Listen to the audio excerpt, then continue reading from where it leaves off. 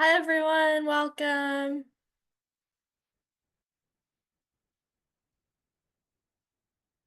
Welcome. Feel free to go ahead and introduce yourselves with your name and where you're calling in from in the chat.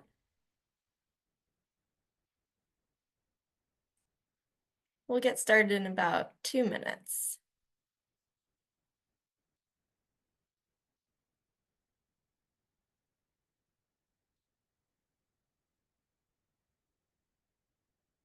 Welcome everyone. Take a minute for people to just introduce themselves with their name, where they're calling in from.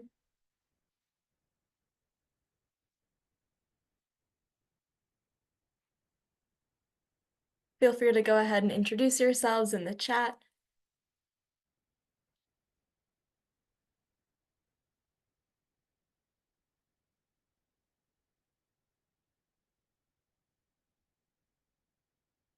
I see Angie from Connecticut, Sharon from Texas, Nancy from Virginia, Natasha from North Carolina, Lorenzo from Texas, Carlos from Illinois. Welcome, everyone.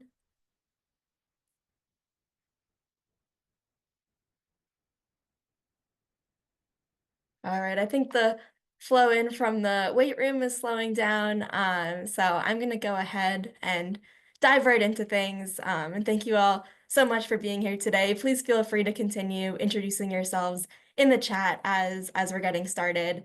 For those of you who are here for the first time, my name is Courtney Cooperman. I use she, her pronouns, and I'm the project manager of NLIHC's Our Homes, Our Votes campaign. I hope everyone has had the chance to take a deep breath and find some time for yourselves post-election. We really appreciate you taking the time to be here and to join this conversation about what comes next for the Our Homes, Our Votes campaign and what your involvement post-election can look like in this ongoing work of nonpartisan civic engagement. This is our final webinar in the Our Homes, Our Votes 2024 webinar series, but is only just the beginning of our ongoing work to increase voter turnout among low-income renters, to elevate housing as an election issue, and to hold candidates accountable to prioritizing housing justice. Again, if you're tuning into the webinar series for the first time today, you are joining the 16th in a 16-part year-long series, so I encourage you to check out the archive of our past webinars, and we'll drop the link to that in the chat. We can go to the next slide. So today's topic is a look ahead, next steps for nonpartisan civic engagement and the housing justice movement.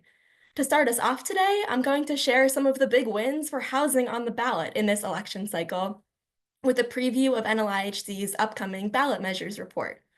We also have Brooke Shipwright, Director of Field Organizing at NLIHC, to talk about ways to stay involved with NLIHC and participate in federal advocacy, which will be especially critical in the coming months as we prepare for a challenging new Congress and administration. And all of you on this webinar who have been doing nonpartisan voter engagement are in an especially strong position to leverage the power of low-income renters as a voting constituency and establish relationships with newly elected officials so we can hold them accountable to their campaign promises. This is really NLIHC's bread and butter, and I'm excited that we'll have Brooke on to talk about all the ways that you can get involved. At the same time as we leverage our power to push for housing justice, we also need to advocate for long-term systemic change to increase voter access among low-income renters and members of historically disenfranchised communities. And to talk about that topic, we have a very special guest today, Representative Chuy Garcia of Illinois, who is the lead sponsor of a bill called the Our Homes, Our Votes Act. The bill would make voter registration more accessible to residents of public and subsidized housing by adding HUD housing to the National Voter Registration Act, commonly known as the Motor Voter Law. Representative Garcia is reintroducing the bill very soon, so we're excited to have him on today to provide a deeper dive and encourage you all to take action in support of it. So before we get started with this lineup of presentations, I have just a few housekeeping items. First, as always, the webinar is being recorded. We can go to the next slide. So the webinar is being recorded, and we'll distribute the recording and resources from the webinar in this week's edition of our Friday email newsletter, The Connection, and we'll have the recording posted on the NLIHC YouTube channel by the end of the week. Second, We have closed captioning enabled. Thank you so much to our captioner for being here today. Third, please ask questions using the Q&A feature throughout the webinar. With so many people attending, it can be hard to catch questions in the chat, so we're more likely to notice them in the Q&A box. Speaking of the chat, we ask that everyone engage thoughtfully and respectfully in the chat and live by the platinum rule, to treat others the way they want to be treated, even if that's different from the way you want to be treated. And last but not least, a reminder that Our Homes, Our Votes is 100% nonpartisan, meaning that we don't endorse or favor specific candidates or political parties. Our goal is to build the voting power of low-income renters so we can hold all elected officials accountable to prioritize housing justice. Now switching gears for a minute, we're gonna get right into it on ballot measures. We can go to the next slide there. You'll have me speaking about ballot measures today. So in terms of what does NLIHC do with ballot measures? While we focus on federal policy and don't endorse ballot measures at the state and local level, we do track them and publish a biannual summary report of housing ballot measures to increase awareness of ballot measures as a mechanism to pursue housing solutions and really build the movement among organizers that are pursuing housing solutions on the ballot. So in this election cycle, we tracked more than 100 housing and homelessness ballot measures and saw major wins for housing affordability. We have a summary of those wins in last week's edition of Memo. We'll drop that link in the chat so you can take a closer look at them. We're also going to have a comprehensive report that will be published in mid-December. This is going to focus on the wins and the losses. It'll dive a little bit deeper into the policy details, how these measures made it on the ballot, what margins they won or lost by, and we'll also feature some case studies of successful ballot measure organizing. So I encourage you to stay tuned for that report, and the information I'll provide today is just a quick snapshot of what will be in the report. There's going to be a lot more measures covered, a lot more detail, but I just wanted to give you all like a little sneak preview of what's to come. So, and you can see on the slide, there's the cover of our report from 2022.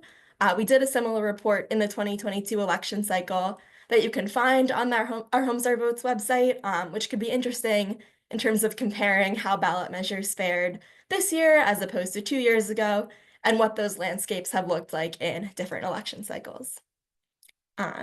So going into this election, we knew that housing affordability was a priority for voters. We all know that voters are feeling the effects of rising rents all across the country, and people really came into the voting booth with that in mind. We can go to the next slide. So the results of ballot measures reflect this reality. Overall, I would say not universally, but when looking at the big picture nationwide overall, voters are supportive of measures that will enact housing solutions to increase the supply of affordable homes and curb rising rents. We saw that ballot measures transcended partisan divides and passed in communities from coast to coast and everywhere in between, in large cities and small mountain towns, and in blue, red, and purple states alike. We also saw a handful of communities defeat harmful ballot measures that could have weakened tenant protections or limited the development of affordable homes.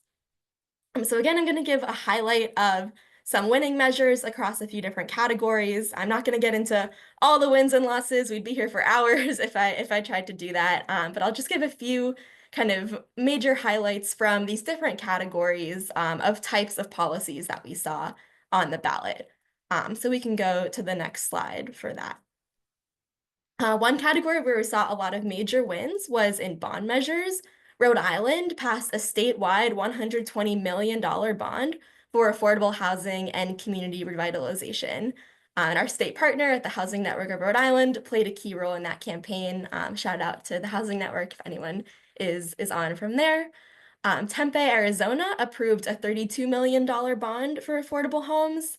3 municipalities in North Carolina, Asheville, Charlotte, and Chapel Hill, each had individual local ballot measures that will add up to $135 million in affordable housing bonds. Baltimore, Maryland approved a $20 million affordable housing bond. Bernalillo County, New Mexico approved a $1.7 million housing bond. And Monterey Peninsula and San Jose, California each passed school district bonds that cover a variety of different purposes related to local education including teacher and staff housing. So while these were school bonds rather than housing bonds, they will set aside money to build housing for teachers and staff. We can go to the next slide. We also saw some communities pass measures that don't raise taxes at all or don't issue new bonds, but they put existing resources into affordable housing or enshrine existing resources to ensure they will continue to be there in the future. New Orleans voted to dedicate 2% of the city's budget every year to a local housing trust fund, providing really critical, sustainable sources of funding for affordable housing development and preservation. San Francisco voted to dedicate at least $8.25 million each year to rental subsidies, specifically for extremely low-income seniors, families, and people with disabilities. And Orange County, Florida, passed a charter amendment to permanently enshrine the existence of the county's Affordable Housing Trust Fund. We can go to the next slide. We also saw a number of different types of taxes and fees to increase resources for affordable housing. I think one of the biggest wins we saw on the ballot that many of our partners and tenant organizers were involved with was Measure A in Los Angeles County. This is a half-cent sales tax that will raise $1 billion annually for affordable housing and homelessness. So congrats to everyone who worked on that measure. Lawrence, Kansas approved a half-cent sales tax increase, and the money will be divided between affordable housing projects and emergency shelter and homelessness services. And the city of Avon, Colorado approved a 4% use tax on construction materials that will raise money for community housing projects. We can go to the next slide. Looking at property taxes, we saw that Ingham County, Michigan passed a 4-year property tax increase, and those local dollars will replace federal American Rescue Plan Act dollars that have been used for housing programs. So we see kind of phasing in this local resource as these federal resources that have been used for really critical purposes have dried up. Pitkin County, Colorado passed a property tax increase that will raise $8.5 million annually for affordable housing, mental health care, and senior services. And a handful of towns across Massachusetts adopted the state's Community Preservation Act, meaning that they will have a property tax surcharge that will fund housing and other programs, and they will get state matching funds to complement those local funds. We can go to the next slide. We also saw some cities amend or extend their transfer taxes. So basically, these are imposed when a property is sold. Berkeley, California voted to restructure its property transfer tax to create a new structure that will raise an additional $2 to $4 million for homelessness services. Aspen, Colorado voted to extend its real estate transfer tax and continue providing those resources to housing programs. And Mountain View, California voted to raise property transfer taxes on high-value real estate and put those revenues into affordable housing, among other purposes. We can go to the next slide. We also saw some cities use lodging taxes as a measure to increase revenues for affordable housing. St. Louis, Missouri passed a 3% hotel tax that will dedicate at least half its proceeds to the Affordable Housing Trust Fund. Montrose, Colorado voted to raise its hotel room tax from 0.9% to 6% and put those revenues into affordable housing, as well as other projects to mitigate the impact of tourism, including childcare. Mount Crested Butte, Colorado voted to raise its lodging tax from 2.9% to 4.9% and put those revenues in community housing. And again, this is just a snapshot. There's many more measures like these that'll be covered in the report. We can go to the next slide. Tenant protections. So there's definitely an interesting measure, kind of series of measures related to tenant protections. One of the biggest wins that we will have featured in the report was from Hoboken, New Jersey, where an overwhelming 73% of voters rejected a landlord-backed ballot measure that would have dismantled the city's rent control protections. So we really saw the city rally around behind defeating that and keeping rent control intact. In Berkeley, California, voters approved a tenant-backed measure that will strengthen rent stabilization and codify tenants' right to organize. There had also been a landlord-backed alternative measure that actually would have weakened rent control and made it harder for tenants to organize, and voters rejected that measure. The town of Old Orchard Beach, Maine, approved a rent stabilization ordinance for mobile homeowners to prevent them from being displaced. And the city of Santa Ana, California, enshrined rent stabilization and just cause protections in its city charter. So the will of the people can't be overturned. The council can't just decide to overturn those. We can go to the next slide.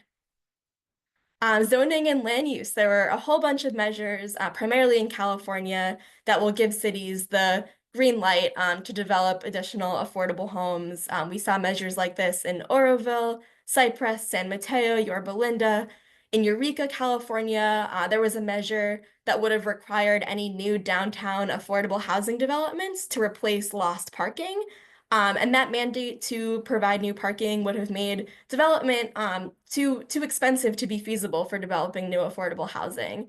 So voters rejected that measure. And the town of Snowmass, Colorado also authorized a 79-unit affordable housing project at the ballot box. We can go to the next slide.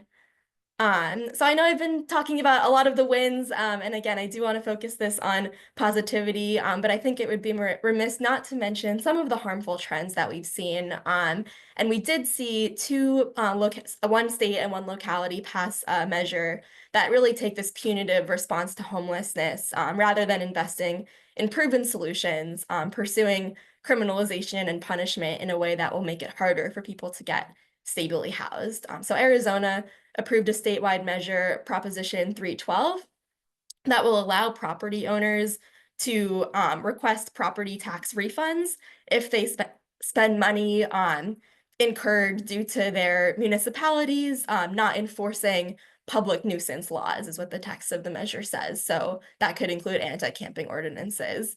So basically, this will either push cities to adopt punitive approaches to homelessness or risk losing the very resources that are needed to resolve homelessness.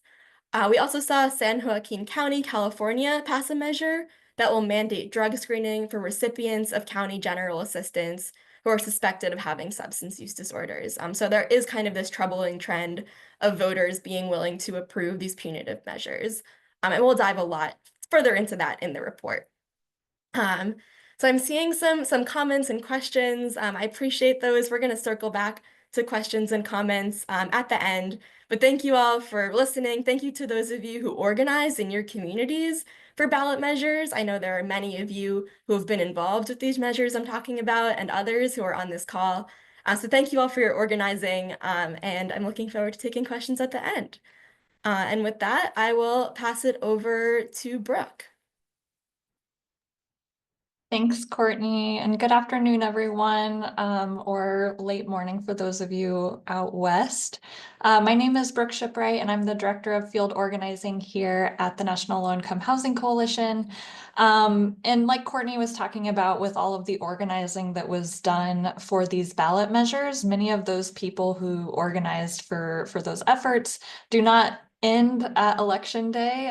They continue organizing for solutions to affordable housing and homelessness throughout the year, because we know that these solutions are not won overnight. And I'll be honest, we anticipate some steep challenges ahead to advancing meaningful solutions, but we also know that together our members and partners across the country, alongside our champions in Congress, which we'll hear from a little bit later, we know that we can and will defeat harmful policies put forward as always, and we'll look for potential areas of agreement and opportunities to advance solutions. So like I said, because civic engagement doesn't end with an election, let's talk about how you can stay engaged for the ongoing work ahead. Next slide, please. So NLHC's Advocacy Hub is a really great place to start. It's meant to serve as a one-stop shop for affordable housing and homelessness advocates, and we're continuing to build this out. We kind of have the bones up right now, and we're going to continue building it out and making it more interactive and really a true resource for you. So first on that page, you'll find our latest actions that you can take for each policy priority issue area, such as contacting your members of Congress to oppose cuts to the federal budget, or add your organization to our various sign-on letters to Congress and the administration. What you do is you simply click on a policy priority to learn more, see what actions are available for you to take, and note that each action includes talking points you can use when weighing it in with your members of Congress, because we want to make this as easy as possible for you.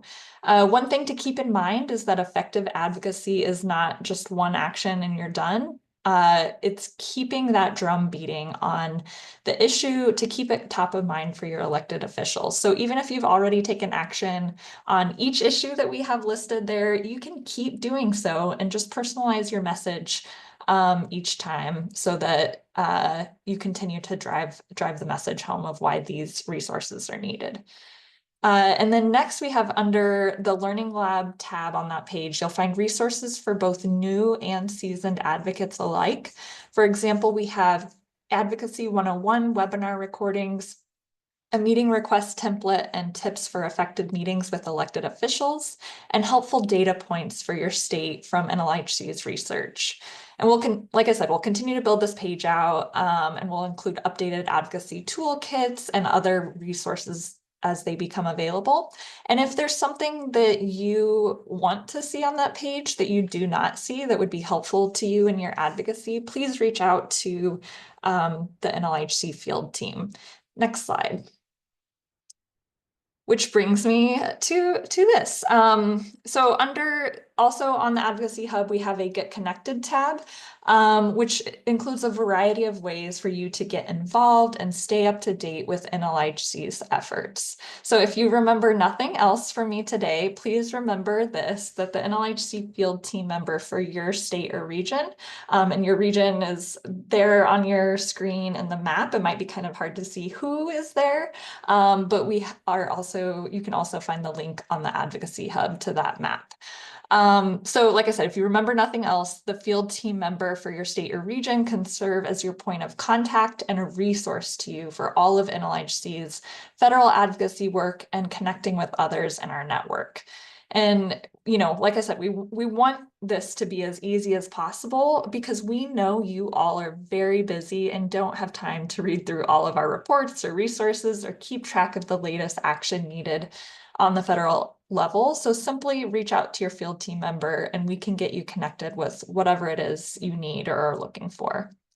And then under the Get Connected tab, you'll also find links to sign up for NLHC's emails, which includes our calls to action on different policy developments, links to recurring webinars and working groups, and can learn more about the various projects and campaigns led by NLHC. Next slide. Next slide. There we go. And lastly, much of our work at NLHC is made possible by our individual and organizational members. So I invite those of you who aren't current members to join today. You can join or renew your membership easily online at the QR code here on your screen or at nlhc.org/membership.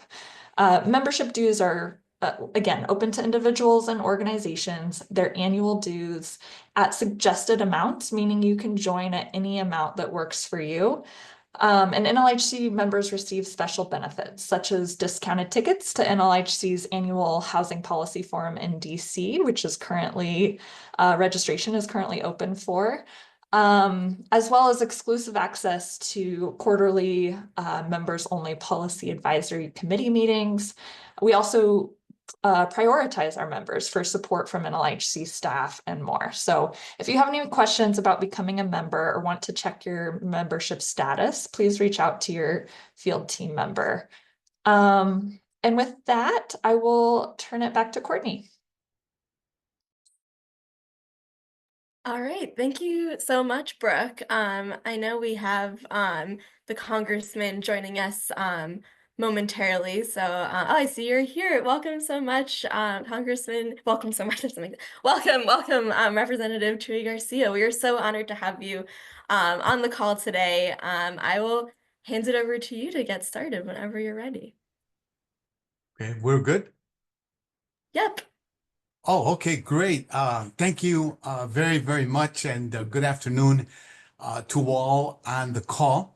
I'm Congressman Jesus Chuy Garcia, representing Illinois' 4th District, and of course, excited to be here to discuss civic engagement and how we can facilitate more fair and just voting processes for all individuals, regardless of housing or economic status. And of course, first, I want to thank the National Low Income Housing Coalition for bringing us all together on this important topic. Thank you for your commitment to ensuring accessible, affordable housing for all. And as an immigrant from Mexico who grew up on Chicago's southwest side, I know firsthand what it means to build a life in a new country. My family settled in Little Village, a working class community that welcomed us, but also showed me the challenges that we face, especially when it comes to having our voices heard. I still live in that community. I've spent my life organizing there, working to make sure that the people of neighborhoods like Little Village, Pilsen, or Brighton Park have the power to advocate for themselves. I also know that the right to vote, one of the most essential tools that we have to push for policy change, and of course, the Voting Rights Act.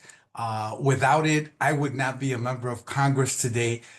These things remain out of reach for just too many of our vulnerable neighbors. And that's why I'm here today to talk about reintroducing the Our Homes, Our Votes Act. This bill will break down some of the barriers by making it easier for residents in public and subsidized housing to register to vote as they sign their lease, just like at the DMV. This is a step toward ensuring that every voice in our communities is heard. And of course, here's how Our Homes, Our Votes will work. First, this bill will expand access by allowing public housing authorities and private landlords to register tenants on the spot without the need for extra paperwork. For tenants in federally assisted housing, this will remove some of the barriers that many tenants of subsidized housing face when it comes to voting.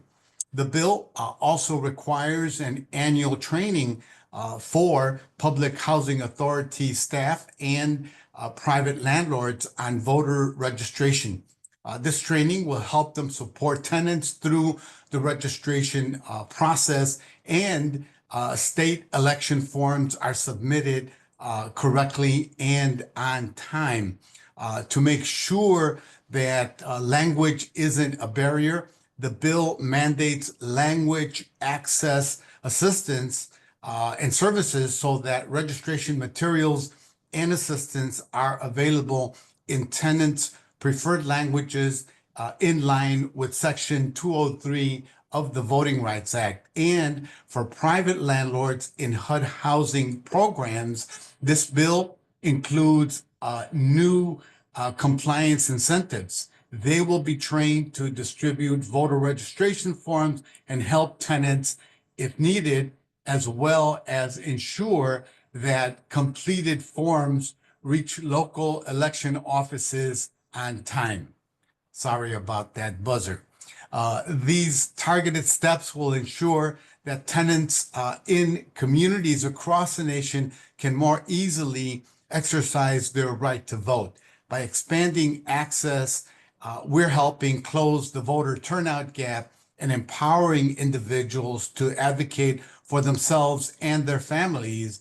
With all that being said, I encourage everyone here to consider endorsing the Our Homes, Our Votes Act. I just want to share with you that we have signed up Representative Nakima Williams and from Georgia, and Representative Gary Gay Scanlon from Pennsylvania as lead co-sponsors. By lending your support, you would be helping ensure that our most vulnerable communities have the opportunity to exercise their right to vote. If you would like to endorse the bill, please feel free to reach out to my staff who will be sharing their contact information with everyone on this call. Again, thank you to all of you for your work and commitment to expanding access to the ballot. Together, we can ensure that every person, no matter where they live, has the opportunity to participate in our democracy. Thank you. Thank you so much, Congressman Garcia. We just are so, so grateful for your leadership and your partnership to make our democracy fairer and to ensure that residents' voices are heard. So we're grateful for you leading on this bill in the past few congressional sessions and for rallying all of us to support today. I'm seeing a lot of appreciation in the chat, including some messages from constituents in Chicago who are really grateful for all of your advocacy with and on their behalf and for the communities that you serve. Thank you so much. Thank you. Take care. And we will share information for those who are interested in endorsing the bill. We will share contact information and some follow-up resources. Great.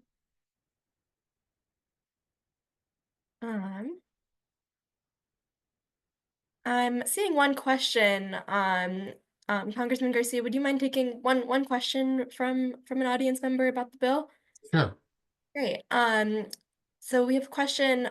It's a great idea to allow tenants to register to vote when signing their leases, but how can a tenant be assured that the landlord is submitting their voter registration? So what kinds of measures are in place in the bill to make sure that that is actually happening?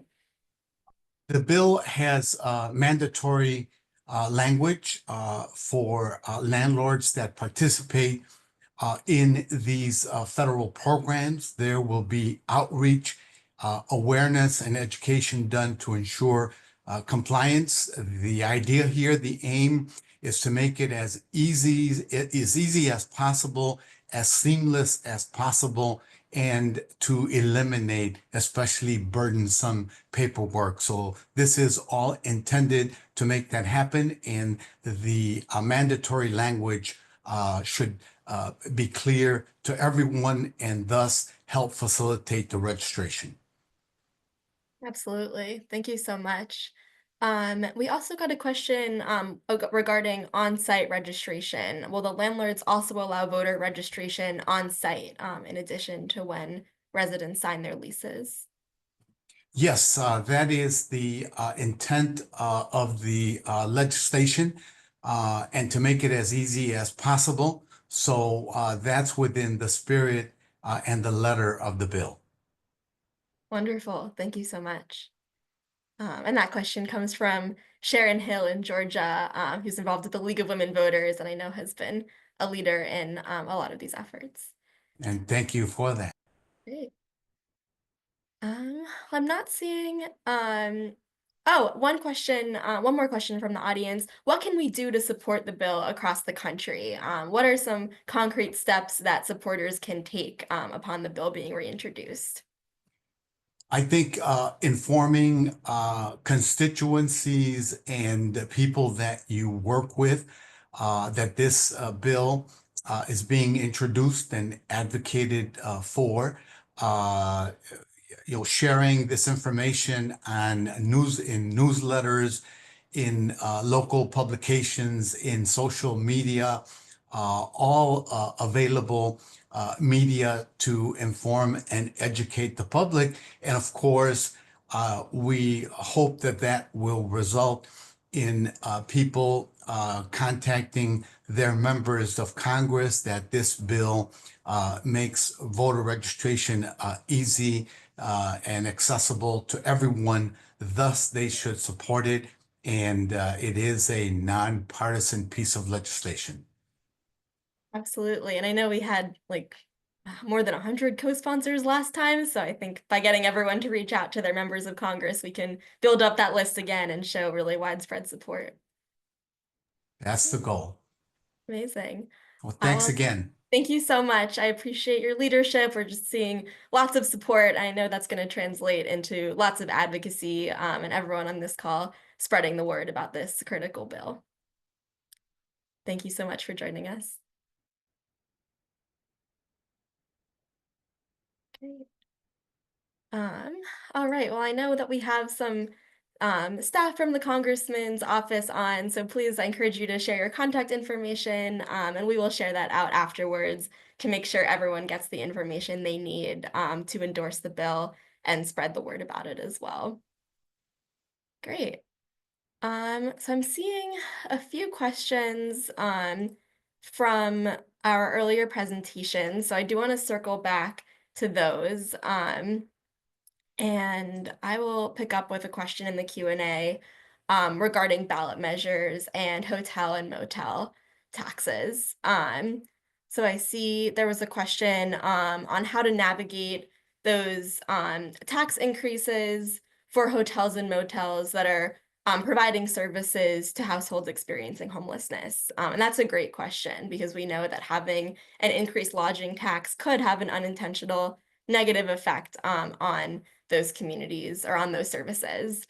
And what I would say to that is the details of the bills of the ballot measures relating to lodging taxes will differ at the local level, but many of them can build in exemptions. So I would say if there's a community that wants to pursue a lodging tax increase but is worried about the adverse effect on organizations that are providing services to people experiencing homelessness, it is possible to craft that language to have a carve out.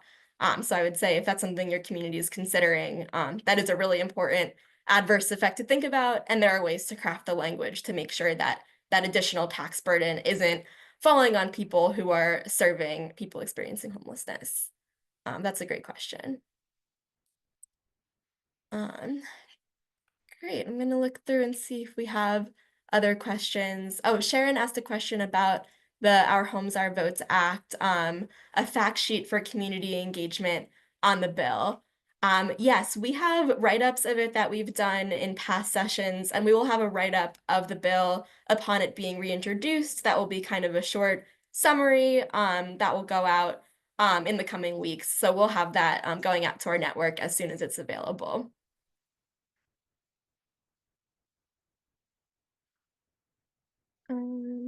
Looking out for other questions. I'm seeing lots of support. I'll also just uplift from the chat that Maria Velasquez, who is Congressman Garcia's Director of Outreach, shared her email so that you can send an email to her if your organization would like to endorse the bill. Thank you so much for sharing that, Maria. And Brooke just dropped in the chat a write-up we did about the Our Homes, Our Votes Act in 2020. So we'll have a new version of this reflecting some of the updates that were made to the bill for this soon-to-be reintroduced version. I'm seeing a question about safeguards for holding landlords accountable to provide voter education in a nonpartisan way. And that's a great question. Again, this is all under federal law. There are already lots of federal agencies that do voter registration, and they're strictly required to abide by keeping that nonpartisan. So for example, when you go to the DMV, you can simultaneously update your voter registration, and DMV officials are trained in doing that in compliance with federal law, which strictly requires nonpartisanship. So there's a lot of provisions in the bill that require that sort of training, and there are also very strict penalties. It is a violation of federal law to do this in a nonpartisan way, or to do this in a partisan way, excuse me. So I think that those safeguards are really built in, and that training is built in. And any landlord that were to do this in a partisan way or a way that seeks to advance, landlord interests specifically, rather than just getting people registered and ready to vote, would face very severe consequences. That's a good question. All right, not seeing any other questions in the chat. I see one more question from Sophia in terms of protections to ensure follow through. I know that the bill clarifies that state election offices are responsible for some forms of enforcement, as well as the Election Assistance Commission. So that's all delegated pretty clearly in the bill in terms of which agencies are responsible for enforcement? That's a good question. Great. Well, I think not seeing any more questions, we can jump right back into the slides. I have just a few closing announcements. It's definitely weird to be here, concluding the last few minutes of a 16-part webinar series. So it's been a really great journey, and appreciate all of you being here in this learning journey, in discovering how we can increase voter turnout in our communities and really bring nonpartisan civic engagement to the forefront. So we can bring the slides back up, and I'll just share a few closing announcements. Great. So again, while this is the last webinar in our 2024 webinar series, it is not the last time that we'll be gathering as an Our Homes, Our Votes community this year. We have a network of Our Homes, Our Votes affiliates, which are nonpartisan organizations that are committed to carrying out the goals of this campaign. Advocacy organizations, direct service providers, resident councils and tenant associations, local governments, and other related organizations are welcome to become Our Homes, Our Votes affiliates. We'll have a post-election virtual gathering for affiliates on Monday, December 2nd at 2:30 p.m. So if your organization isn't already an affiliate, but you would like to attend that gathering, be sure to apply as soon as possible, and we'll drop that link in the chat. This gathering will be a little bit less structured and a little bit more conversational than our webinars, and it will take place in a meeting format rather than in a webinar format. So we'll drop that link to apply to become an affiliate. Again, make sure you apply as soon as possible so that you can get the invite to that gathering. Great. We can go to the next slide. I think I mentioned it at the beginning, but for anyone who has joined since then, I just want to reiterate that we've been running this webinar series all year, and there's been such a wealth of knowledge and expertise shared throughout the series. So I want to make sure that everyone knows where you can find the webinar archive. In addition to the recordings and the slides, we also have brief paragraph-length summaries of the key takeaways of the webinar. We save a copy of the chat, we have the transcripts, and we have all of the links shared by the panelists for each webinar. So we'll drop that link where you can find the webinar archive to the chat. We also have the recordings available on our YouTube channel, which we'll share in the chat. And last but not least, we can go to the next slide. We want to hear your feedback so we can make Our Homes, Our Votes even better in the future. We have an Our Homes, Our Votes survey that will ask some questions about the webinar, as well as other Our Homes, Our Votes resources or opportunities that you may have accessed. We're ending a few minutes early today, so I really encourage you to take some time to complete the survey. We'll keep the webinar open for a few more minutes in case anyone is having trouble accessing the survey or have any questions that come up as you're taking it. But we'll really encourage you to take that survey, and we'll also share the link in a follow-up email. So I think that brings us to the end. Thank you again for being such an engaged and inspiring audience throughout the webinar series, and for your incredible leadership to get out the vote in your communities. I'm looking forward to being in this fight together and continuing to build the political will for housing justice all across the country. Thanks so much, everyone. And again, feel free to stick around, stay on, take a few minutes to fill out the survey. We'll be here for a few more minutes.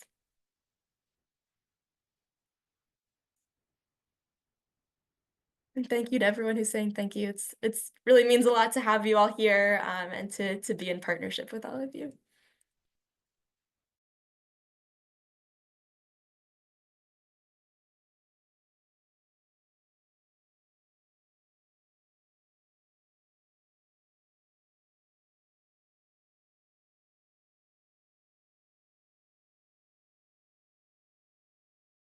I did see we got a question from Renee about enforcement and funding in the Our Homes, Our Votes Act. I'm going to have to look at the bill text, but there is a whole section on enforcement that's outlining which agencies are responsible. So it is, I don't remember off the top of my head, but it's very much spelled out in there, and is really ingrained in the requirements of the bill. Good question.